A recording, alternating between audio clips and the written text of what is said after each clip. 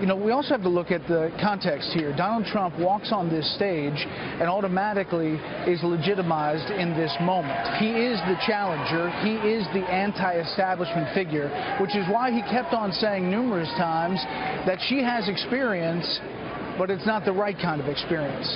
And that does resonate. We've seen in the polls that this is supposed to be a change election, but many voters are just deciding whether they can change to Donald Trump. The question tonight, as we bring in our panel, is whether he got over the bar of Commander-in-Chief. Brit, Hume, Dana Perino, and Juan Williams joining us now. Dana.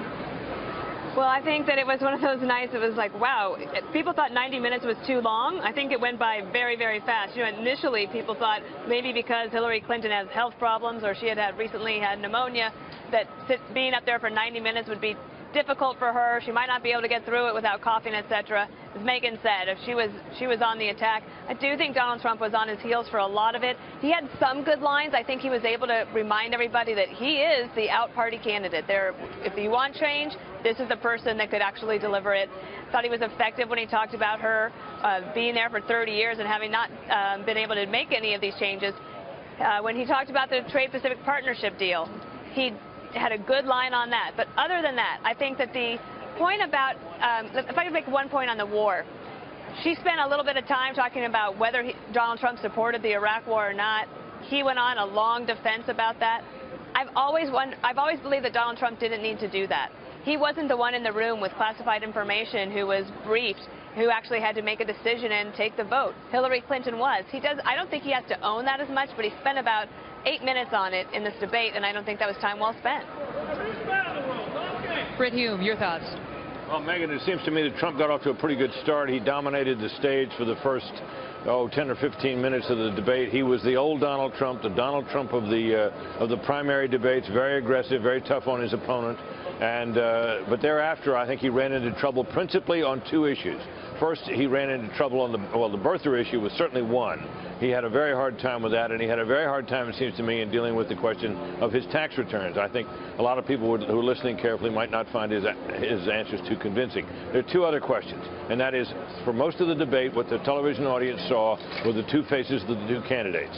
And the question for a lot of people, I'm sure, was, or for assessing their judgment is, what did they think of the two faces that they saw while the candidates were not talking, while they were listening? The Trump expression was one we're all familiar with from the earlier debates. He looked annoyed, put out, uncomfortable, and she looked, I think, for the most part, she looked composed, smug sometimes, not necessarily attractive.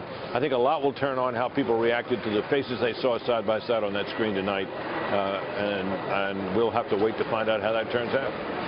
You're looking live, by the way, at the spin room, and Donald Trump, we're told, is going to go to an interview with Sean Hannity. He referenced Sean Hannity numerous times in this debate, said somebody should call him. Well, I guess he did. He's going to be talking to Sean Hannity in just a moment. We're going to dip into that, I believe. Juan Williams, your thoughts? Well, this was, to me, one of those moments when there's some clarity because, as you've heard, there's no question Donald Trump was on the defensive.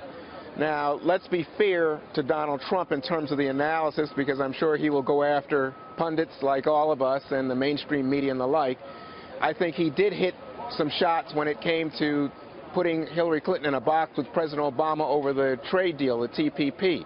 I think he was very clear about the negative impact of over-regulation on business in the country. And again, at those moments, you thought he's making inroads. When it came to the email issue, again, I expected, here's an opening. Donald Trump, the boxer now, is off the ropes. He's on the offensive.